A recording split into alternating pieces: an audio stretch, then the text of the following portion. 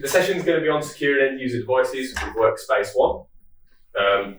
Company I work for, Rentokil Initial, and to go through who I am and what Rentokil is. The last time I did one of these VMUGs was in London, and I thought I'll keep it all professional, keep it all corporate. You know, Brad, I'm from Rentokil, 93 countries, 1 million devices, Windows, and everybody else did their sessions, and they're like, this is me, this is my interests, these are photos of my kids. So I thought, well, this time around, this isn't me, but he does do most of the work, don't tell the boss. There is proof of that with my work laptop in the background.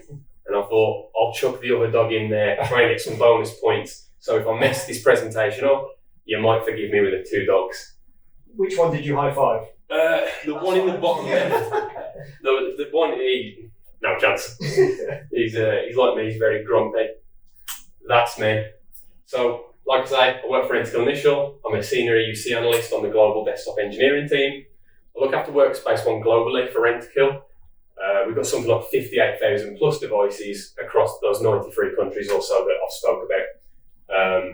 To give a quick idea on the agenda, I want to tell everybody what Workspace 1 is, how it could benefit you and your company, explain what our experience has been, and then just go over some of the security elements.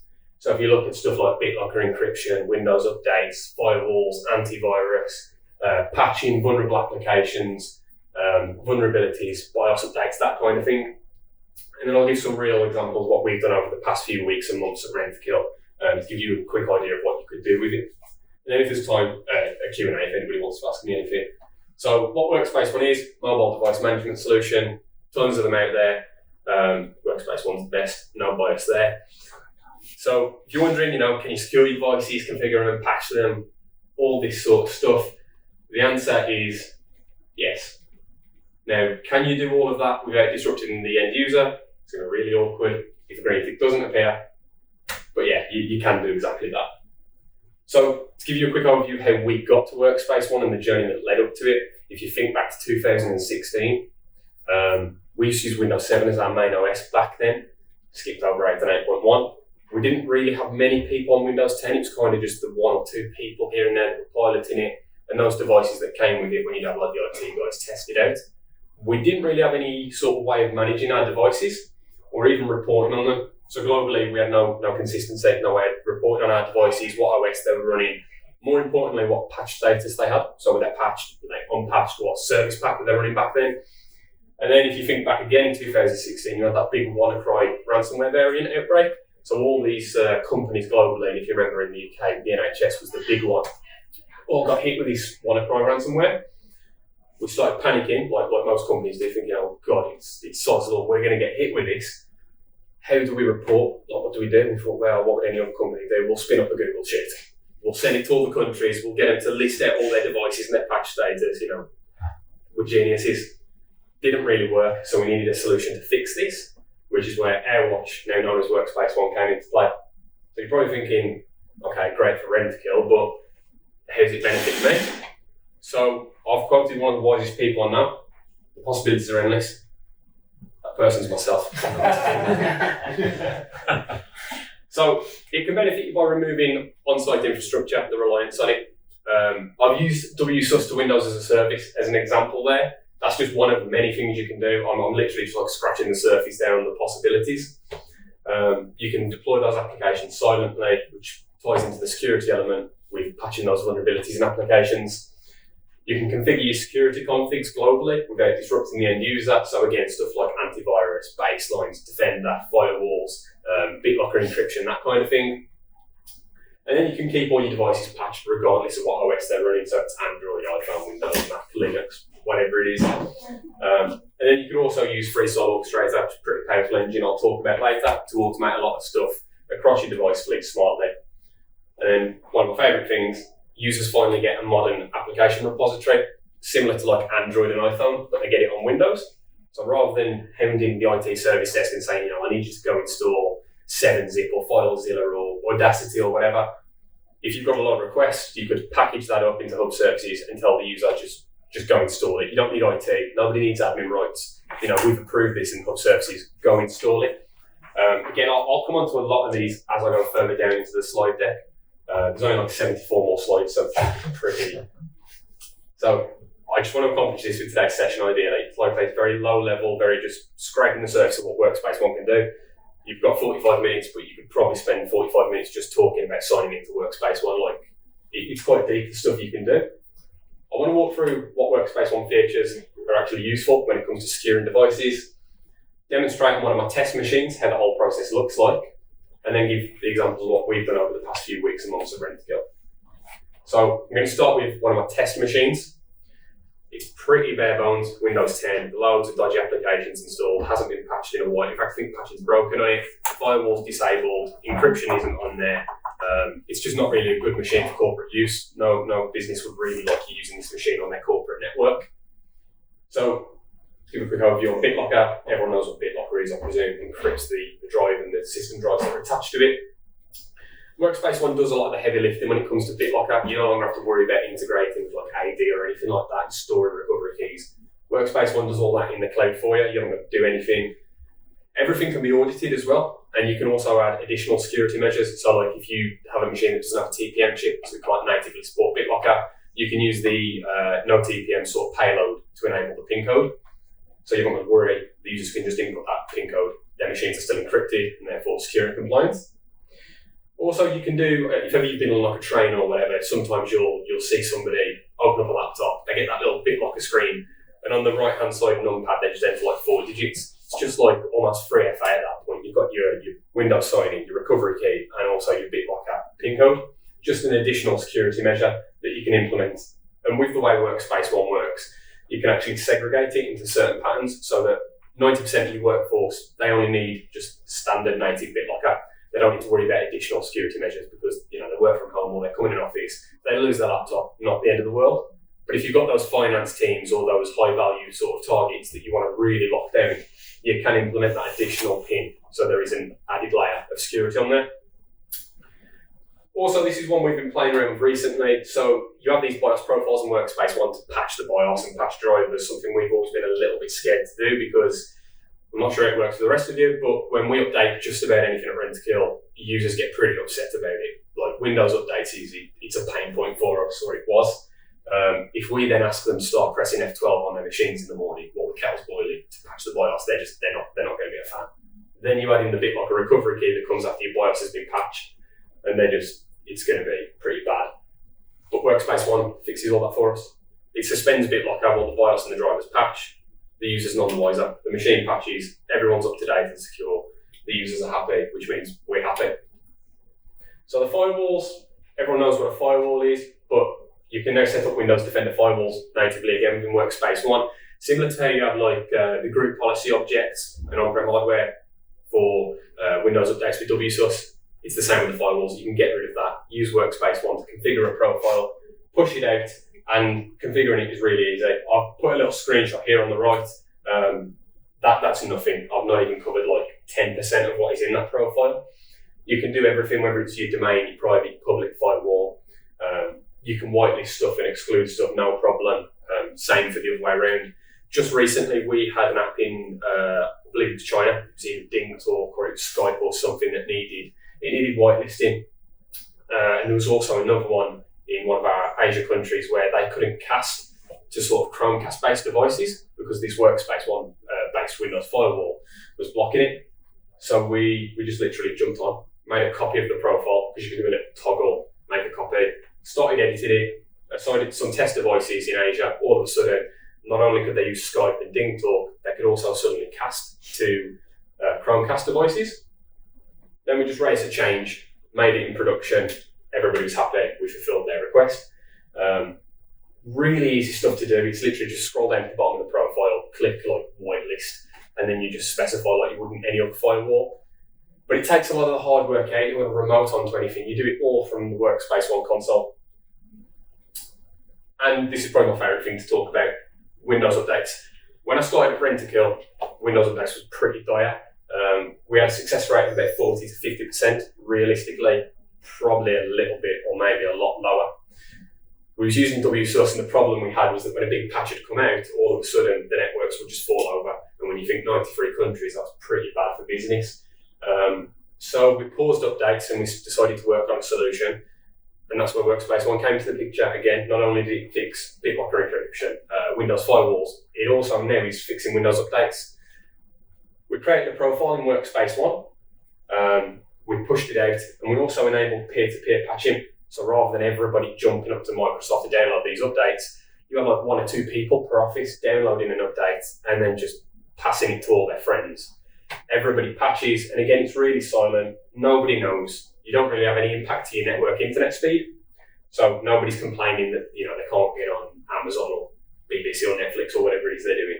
People are just patching. We're now at a point where we can confidently say 95% or above are patched, which is a pretty big increase from the 40 to 50% we were seeing. And again, from that security perspective, it's pretty brilliant to go from 40 to 95. So, Windows 11, I'd want to say about a year ago, but the way time seems to work, it's probably about 2 or 3 now.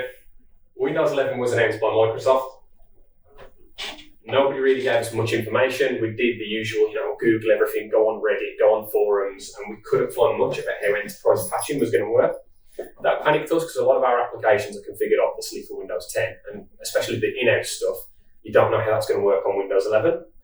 There was also that worry of, again, when it comes to end users, you're going from Windows 10 to Windows 11. To people in IT, that's okay. You can just mess with the UI and you figure stuff out. For the end user, they just want to come to work, do their job. If all of a sudden everything in the start menu shifted to the center, sounds silly, but stuff like that can throw them off. Then you include all the other stuff, it's going to be painful. So we just wanted to stop Windows 11 occurring straight away till we could figure out a strategy to move there.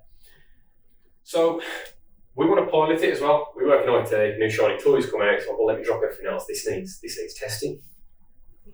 So we use Workspace 1 to do exactly that. We set up a profile in Workspace 1. We blocked Windows 11 from going to all our end users. And then we set up a profile where just our people who wanted to pilot Windows 11 could do that. But we also wanted to report on it. So I'm going to come back to sensors in a little bit. And I'll put that in block text here just to emphasize we're going to go back to sensors, some buzzwords here. But sensors made the job of reporting quite easy. So, you push Windows 11 out there, everybody's happy, they're on Windows 11, but how do you report on that? Well, sensors was exactly how we do it, and I'll speak about that in a little bit. But we use the entire suite of Workspace 1. You've got UEM, services, intelligence, all stuff I'll speak about in a little while. But we use them to distribute Windows 11, provide feedback forms to our users to basically say, look, you're going to Windows 11. If you notice anything, you're a pilot user, fill in this form, we'll sort it, we'll make a note of it.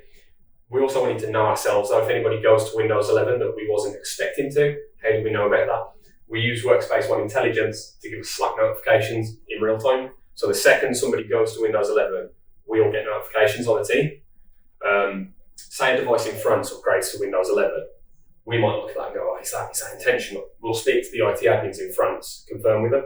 If they say, yeah, it is, we can then offer support to say, right, let's help you in your journey to Windows 11. If they say, no, it's not, we can go find out what went wrong, somebody messing with the profile. And it's actually identified a few issues. There's been a couple of times where we've had these notifications to say that, people have moved to 11 and we thought, that's not right, it's a production user.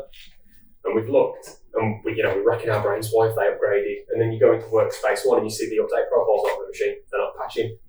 And it turns out they've been putting like the Android container rather than the PC container. Somebody's moved them there, or somebody new might have started and made a little bit of a mistake, which again, pretty great because we can very quickly remedy that. There's a move button in Workspace 1, and then we can go fix what caused the process to happen in the first place.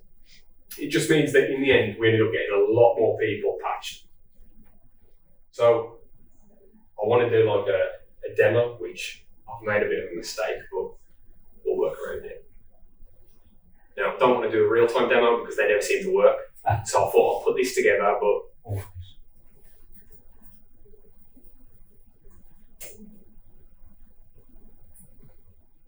and for those of you who spoke to me earlier, when I said about Google Slides, this is what I was talking about.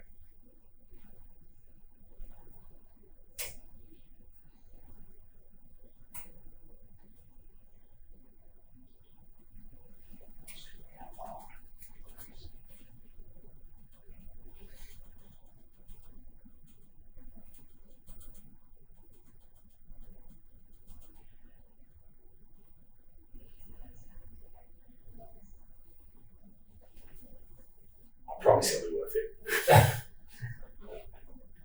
keep all the videos under a minute because nobody wants to sit there and watch a 10-minute video. But basically, this is my test machine here. The video has had some editing magic. So if I'm not at the next VMUG, it's because I'm working with James Cameron on Avatar 3. Had a machine that wasn't enrolled in Workspace 1. It's not encrypted. You'll see all this as I check it. Pay no attention to the time in the bottom right corner that proves the editing occurred. But you'll see the machine starts encrypting. You open up the firewall. There is no firewall on this machine. It's turned off. Once the Workspace 1 profile kicks in, firewall turns on. So firewall encryption straight away a fix. Now when we check for updates, you should have the latest Windows update come down, whereas previously it was on some really old version of Windows 10. When you check for updates, I don't think we actually found any. But as you can see, there's the November 2023 cumulative update. When I refresh the profiles in UEM, you can see the 3 green ticks all appear, just showing that my machine's now getting the patching profile, encryption profile, and firewall profile. Right.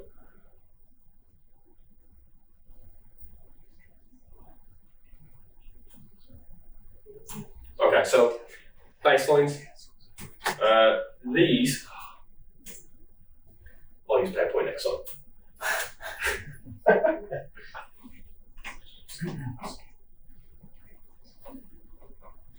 Broke again. Yep.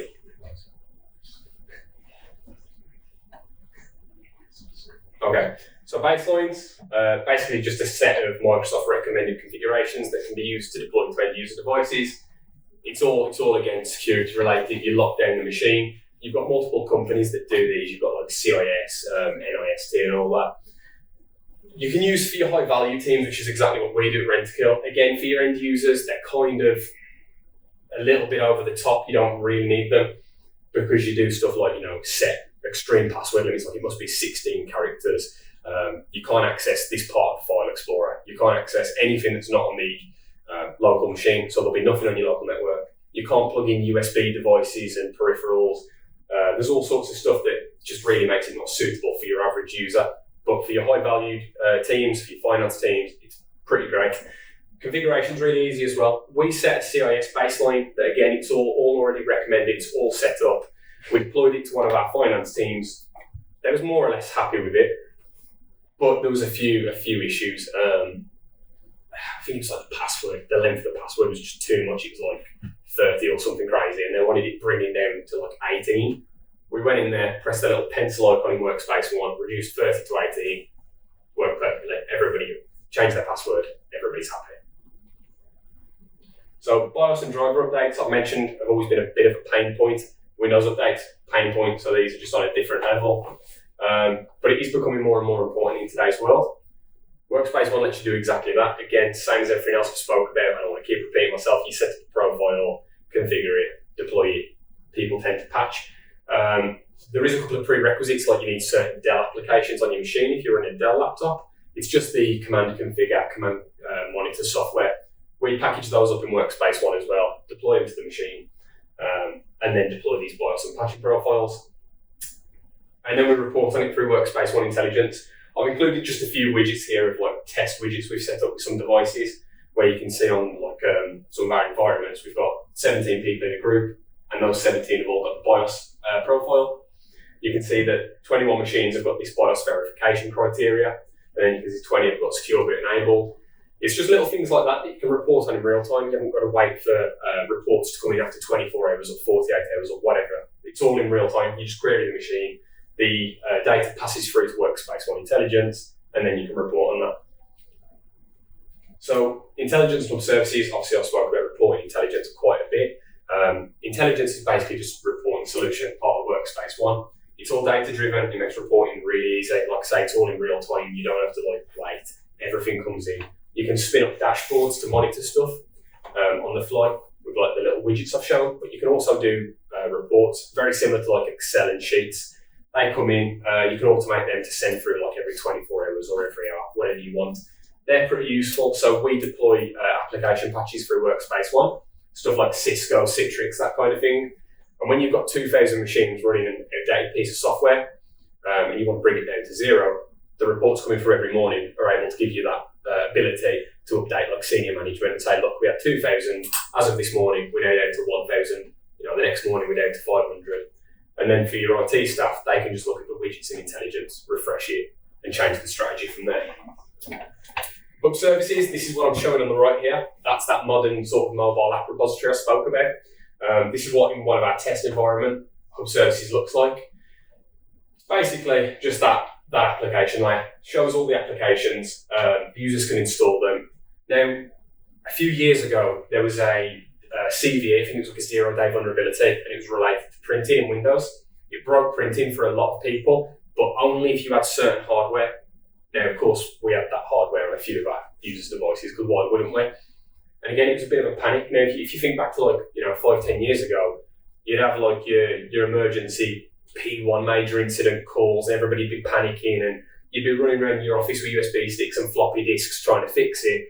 Whereas these days, you're there in your pajamas, sipping a cup of tea, thinking, oh, well, we could package the update out to put it in Hub services and tell people, look, if you can't print, install it.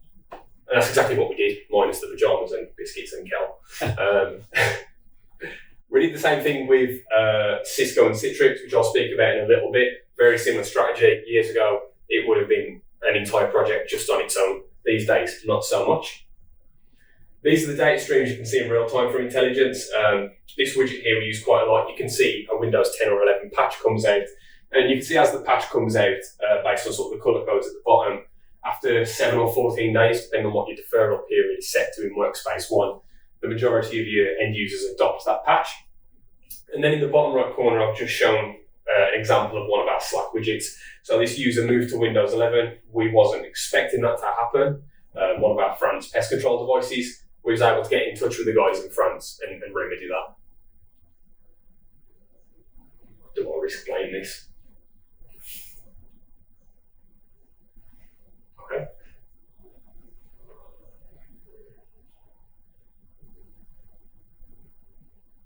Yeah, okay. So this machine, we may have skipped a slide here, but that's okay. Just showing Cisco installing on the machine. We was running version 4.10, which is pretty outdated. Hit install through Hub Services. Version 5 installs on the machine. All that's done through Hub Services. Now,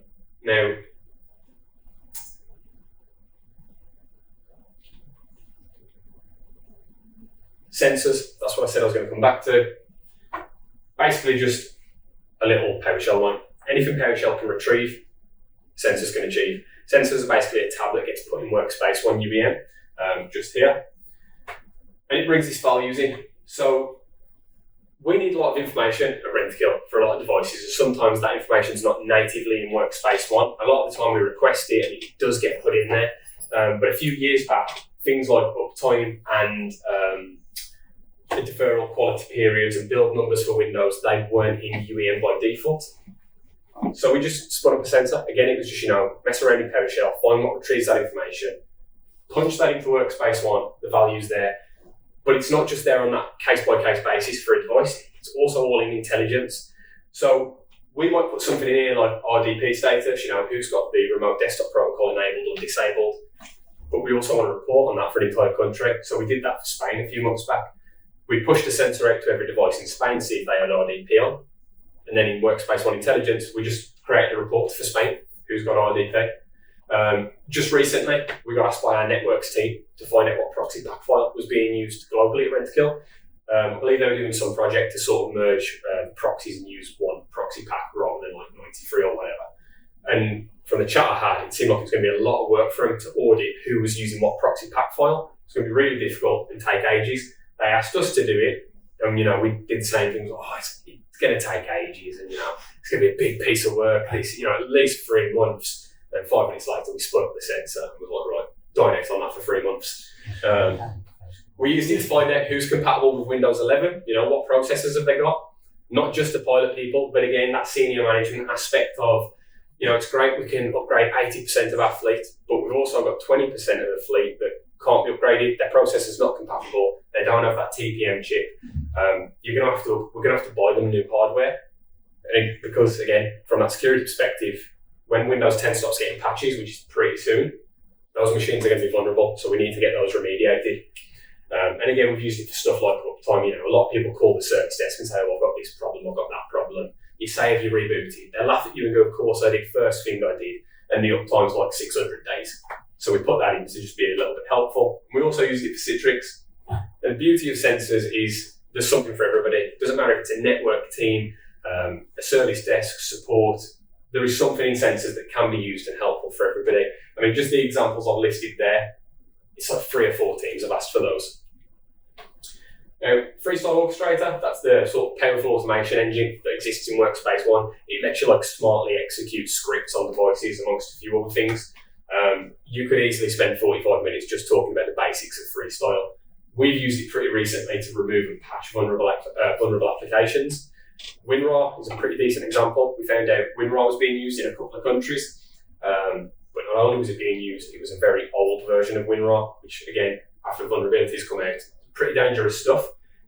It wasn't on enough devices to just package up a bulk WinRAR removal script or uninstall tool. It was on a handful of devices in each country, which made it a little bit of work and a little bit of a headache. So we very quickly packaged up a remove WinRAR script in PowerShell, punched it into Freestyle, and just said, if WinRAR exists, then uninstall. It's really that basic. And it did, it just sort of removed it globally for us. We've also used it to stop apps being installed on a device, which is really painful for me, because when you do stuff like make a quick video for these presentations, and all of a sudden all the video software is removed from your machine because Workspace ONE's working against you, it's not great, but it's really good for security. And SID mismatches. So in Portugal, we had a migration a little while back, and they have Wi-Fi certificates that are pushed out based on the Active Directory SID, and I believe they authenticate based on the SID or something along those lines. I'm not a network expert, but they called me in a bit of a panic and was like, look, these profiles are going to break. We've done a test migration and Wi-Fi doesn't work. They explained the situation and we thought, okay, you're moving users from one domain to another, the SID obviously changes, which breaks the certificate. We thought, well, we could use Freestyle Orchestrator to fetch the SID, look at the new SID, re-enroll, re-push out a certificate. We demoed it to them, they was happy with it, and again, Freestyle fixed what could have been hours of time. Rentokil's own Scott Gardner did a video at the VMware Explore, which we found in the hyperlink, which I'm sure these slides will get shared out. Scott didn't force me to put that in there. He told me it was my choice. So, I mentioned about how you can automate a lot of stuff and avoid headaches with Freestyle Orchestrator, but sometimes you just want to throw a one-off script out there. You don't want it to run all the time, you just want it to run once or twice. That's what the scripts portion of Workspace ONE's really useful for. You upload a script, tell it where to go, and it will just run as a one-off if that's what you choose to do. Profiles, I've mentioned stuff like your firewall, your BIOS updates, Windows updates, BitLocker, and so on, but there's well over 35. Now, in the later versions of UEM, there's also a feature called DDUI coming in, which is basically the native Windows 10 and 11 CSPs. Rather than just relying on these profiles, you can go to the Microsoft website, look at all the native CSPs that exist, and use those within DDUI. So, addressing vulnerabilities. I've mentioned Citrix and Cisco a few times, and that's because they're just 2 examples of very recent work we've been doing. But you've got stuff like the Dell CVE I mentioned, where there was a vulnerability that only affected certain bits of hardware. We addressed that with Workspace ONE. Again, we did it with hub services, which made it a bit of a breeze. We've patched stuff like Java. We had a lot of old in-house software that was reliant on old versions of Java. As we move away from those in-house software to more cloud-based stuff, cloud second, I believe it is. We're no longer cloud first. We got rid of Java and we thought, well, let's use OpenJDK. It's an open source thing. You haven't got to pay any commercial licenses like you do with Java. There's no vulnerabilities in the current version that we know about. Let's get that out there instead. And again, rather than do what we usually do and go get it on everybody's machine, put it in hub services and just tell the users, comes out to them saying, look, if you run a program and it doesn't work because it needs Java, go into hub services, click OpenJDK, hit install. We've used it to remove WinRAR. Don't laugh, we've used it to remove Silverlight. I know you're all thinking 2011. We've used it to remove old antiviruses because we've moved to the VMware Carbon Black engine, not a paid for advertisement, by the way. Adobe Reader, because you might want to move to open source PDF readers. And for patching software, not just removing it, stuff like Citrix, Cisco, for patching Windows updates, that kind of thing. So this video I'm going to skip through because it's quite lengthy, it's like 4.5 minutes. But basically, I'm going to try to demo Freestyle Orchestrator. pretty quick. You go into freestyle, you select your platform, select Windows or Mac or whatever you want to do. And in this demo, I'm literally just going to spin up a quick remove WinRAR. I'll show it on my test machine, WinRAR being on there, and just show that it pulls. The cool thing about freestyle is, not only does it pull the software that you tell it to or execute the automation, it actually does it quite consistently as well. I mentioned when I do stuff with videos, my software seems to keep getting removed. And what that is, we created a freestyle orchestrated workflow for VLC Media Player to remove it if it was found on a machine. Push that out there, VLC removes, we're all like high-fiving each other, chest bumping. And if you reinstall VLC afterwards, it still removes. It's not like freestyle executes once and he's like, right, that's it, job done. It just consistently removes it anytime it catches that you've installed it. You can see here WinRAR's installed on my machine, but then after freestyle kicks in, it slowly deletes the files and the folder structure. Hub services, just want to demonstrate what it looks like to upload an application into Hub services and then what it looks like on the end user machine. I'm just going to use Audacity as an example. Free piece of software, very easy to package up. I'll skip through this because I appreciate it's pretty long. But basically, we just package up an application in Workspace 1, give it the icon and everything, so it looks pretty. And then when the user opens it on their device, they should see Audacity appear. Yeah. Pretend you saw Audacity appear. So when you combine all of this through Workspace 1,